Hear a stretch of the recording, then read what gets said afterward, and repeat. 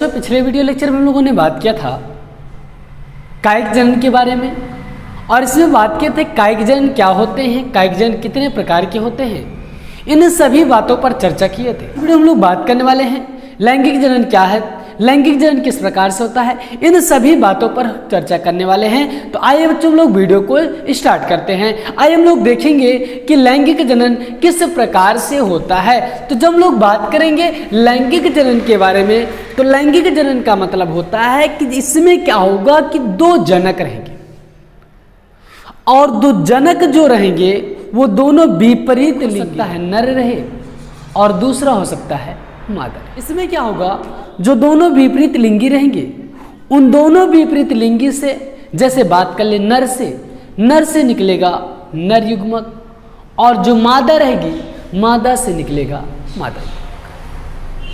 और इन दोनों नर और मादा के युग्मक जो रहेंगे आपस में मिलेंगे जिससे बनेगा जायगोट, और इस घटना को हम लोग बोल देंगे निषेचन। और जब निषेचन हो जाएगा उसके बाद जायगोट बनेगा और जायगोट से बनेगा भ्रूण, और जो भ्रूण रहेगा उस भ्रूण से बनेगा नई संतान। तो इस प्रकार से बात कर लिया जाए जो लैंगिक जनन की घटना होती है उसमें दो जनक रहते हैं, दोनों विपरीत रहते हैं, आपस में मिलते हैं जिससे नया संतान बनता है। आइए हम लोग देखते हैं किस प्रकार से होता है। हमने क्या बोला, दो जनक रहेंगे, दो जनक हैं। एक बात कर लेते हैं नर है, दूसरा है नर है और मादा। जो नर रहता है नर से नर युग्मक निकलता है जिसको हम लोग बोलते हैं शुक्राणु, और जो मादा रहते हैं मादा से मादा युग्मक निकलता है जिसको हम लोग बोलते हैं अंडाणु। ये दोनों आपस में मिले जिस घटना को हम लोग क्या बोल दिए, निषेचन बोल दिए। और जब निषेचन होता है तो निषेचन से बनते हैं जाइगोट बनते हैं जिसको हम लोग बोलते हैं युग्मनज बनते हैं। और जब युग्मनज बनते हैं इस युग्मनज से बनते हैं भ्रूण, और ये जो भ्रूण रहता है इससे नया जीव का निर्माण हो जाता है। तो इस प्रकार से बात के लिए जो लैंगिक जनन होता है, लैंगिक जनन वह प्रक्रिया होती है जिसमें दो जनक की आवश्यकता होती है और दोनों जनक जो रहते हैं वो विपरीत लिंगी रहते हैं। तो आगे हम लोग बात कर लिया जाए, इसकी परिभाषा को लिख लिया जाए, इसकी परिभाषा क्या होगी। तो आइए हम लोग देखते हैं इसकी परिभाषा क्या होगी। तो हम लोग बात कर ले लैंगिक जनन की परिभाषा के बारे में कि बोलेंगे जनन की वह प्रक्रिया जिसमें दो विपरीत जनक की आवश्यकता होती है उसी को हम लोग क्या बोलते हैं, लैंगिक जनन बोलते हैं। इस प्रकार से हम लोगों ने लैंगिक जनन की परिभाषा लिख ली। आगे बात कर ले कि जो लैंगिक जनन से जीव बनेंगे, क्या जनक से क्या रहेंगे, जो संतान रहेंगे जनक से कैसे रहेंगे, असमान रहेंगे।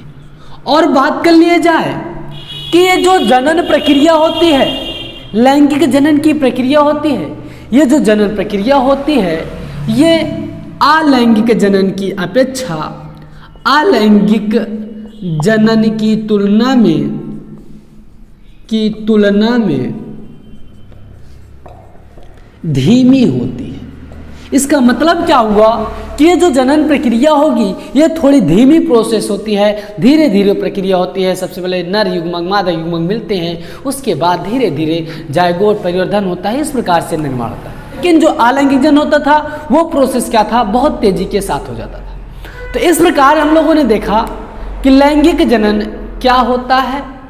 आइए हम लोग आगे बात करते हैं कि इस पृथ्वी पर लैंगिकता के आधार पर कितने प्रकार के जीव पाए जाते हैं। तो हम लोग अगला पढ़ने चल रहे हैं जीवों में लैंगिकता के बारे में। आइए हम लोग देखते हैं जीवों में लैंगिकता क्या होती है। अब हम लोग बात करने चले हैं जीवों में लैंगिकता के बारे में। जीवों में लैंगिकता का मतलब होता है कि जब कोई भी जीव रहे, जब कोई जीव हो उस जीव में जो है एक लिंग या फिर दोनों लिंग एक ही साथ पाए जाए उसी को हम लोग क्या बोलते हैं, जीवों में लैंगिकता बोलते हैं। क्या बोलेंगे, जब किसी जीव में दोनों लिंग, दोनों लिंग का मतलब नर और मादा एक साथ या अलग अलग पाए जाते हैं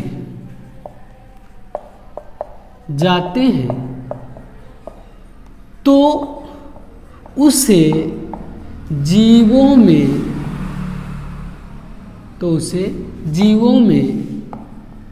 लैंगिकता कहते हैं। क्या कहते हैं बच्चों? जीवों में लैंगिकता कहते हैं। तो इस प्रकार से बात कर लिया जाए, जीवों में लैंगिकता किसे कहेंगे कि जब कोई भी जीव रहेगा उस जीव में क्या होगा कि हो सकता है नर और मादा दोनों लिंग एक ही जीव में पाए जाए, या फिर नर का अलग लिंग हो, मादा का अलग हो। तो इस प्रकार से हो सकते हैं। तो आइए हम लोग बात कर लेते हैं कि लैंगिकता के आधार पर जीव के बारे में। तो कोई पादप होगा या फिर कोई जंतु होगा। जैसे हम लोग बात कर लें कि जंतु में लैंगिकता के बारे में बात करेंगे, फिर बात करेंगे पादप में लैंगिकता के बारे में। जब हम लोग जंतु के बारे में बात करते हैं लैंगिकता के बारे में, तो इसमें दो प्रकार के होते हैं। कोई जीव ऐसे होते हैं जिसमें नर और मादा दोनों अलग अलग होते हैं। जब किसी जीव में कोई एक ही लिंग पाया जाए, चाहे उसमें नर का लक्षण पाया जाए या फिर मादा का लक्षण पाया जाए, तो उसको हम लोग बोलेंगे एक लिंगी। जैसे हम लोग बात कर ले उदाहरण के तौर पर कि मनुष्य है एक प्रकार का एक लिंगी, क्योंकि इसके अंदर या तो नर का लक्षण या तो मादा का लक्षण पाया जाता है। इसको हम लोग क्या बोलेंगे? एक लिंगी। इसी प्रकार से बात कर ले द्विलिंगी का मतलब होता है कि जब कोई जीव हो उस जीव में नर और मादा दोनों भाग एक ही साथ उपस्थित होते हैं, तो उसको हम लोग क्या बोलते हैं? द्विलिंगी कहते हैं। क्या बोलेंगे उसे? द्विलिंगी कहते हैं। कि एक लिंगी क्या होगा? एक लिंगी का मतलब हुआ कि जब कोई जीव में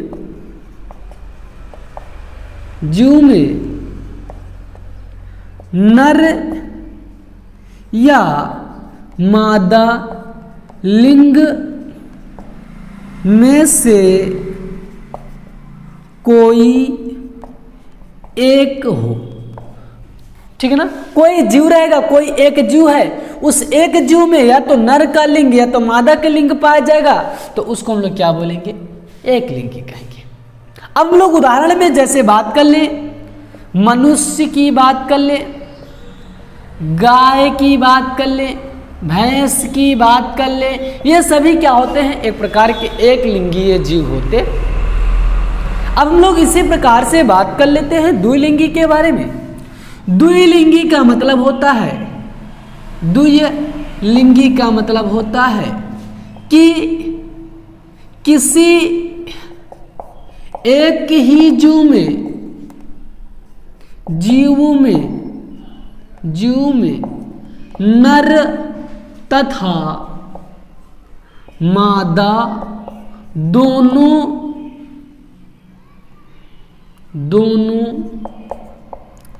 के लिंग उपस्थित हो, तो उसको हम लोग क्या बोलेंगे बच्चों? उसको हम लोग क्या बोलेंगे? द्विलिंगी बोलेंगे। क्यों बोलेंगे? क्योंकि इसमें नर का लिंग और मादा का भी लिंग उपस्थित है। जैसे हम लोग बात कर ले केचुए के बारे में, इसमें हम लोग देख पा रहे होंगे कि ये जो है नर का भाग है और ये जो मादा का भाग है, ये दोनों भाग इसमें उपस्थित है, इसलिए इसको हम लोग क्या बोल रहे हैं? द्विलिंगी बोल रहे हैं। आइए हम लोग इसी प्रकार से पादप की बात कर लेते हैं। पादप के बारे में चर्चा कर लेते हैं कि पादप किस प्रकार से एक लिंगी और किस प्रकार से द्विलिंगी होते हैं। तो जब हम लोग पादप की बात कर लें, पादप में अगर एक लिंगी होते हैं तो उसको हम लोग बोलते हैं एक लिंगाश्रयी। क्या बोलते हैं? एक लिंग। और दो जब लिंगी होते हैं उसको हम लोग बोलते हैं उभय लिंगाश्रयी। एक लिंगाश्री का मतलब क्या हुआ कि जैसे कोई पुष्प है, पुष्प में एक ही लिंग हो, एक ही लिंग हो, तो उसको हम लोग क्या बोलेंगे, एक लिंगाश्री बोलेंगे। जैसे उदाहरण के तौर पर बात कर ले, पपीता, तरबूज, ये सभी क्या होते हैं, एक लिंगीय पौधे के उदाहरण हैं। इसी प्रकार से बात कर ले द्विलिंगी, जिसमें नर व मादा दोनों उपस्थित हों। क्या उपस्थित हों?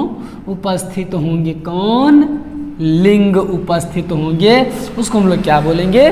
उसको हम लोग बोलेंगे उभय या फिर उभय लिंगाश्रय कहेंगे। तो इस प्रकार से हम लोगों ने देखा बच्चों कि लैंगिक जनन किसे कहते हैं और लैंगिकता के आधार पर पादप एवं जंतु कितने प्रकार के होते हैं। तो वीडियो कैसा लगा बच्चों? वीडियो अच्छा लगा हो तो वीडियो को लाइक करिए और चैनल को सब्सक्राइब करिए, साथ ही दोस्तों के साथ शेयर करिए। मिलते हैं इसी प्रकार से अगले पार्ट के साथ, अगले वीडियो के साथ।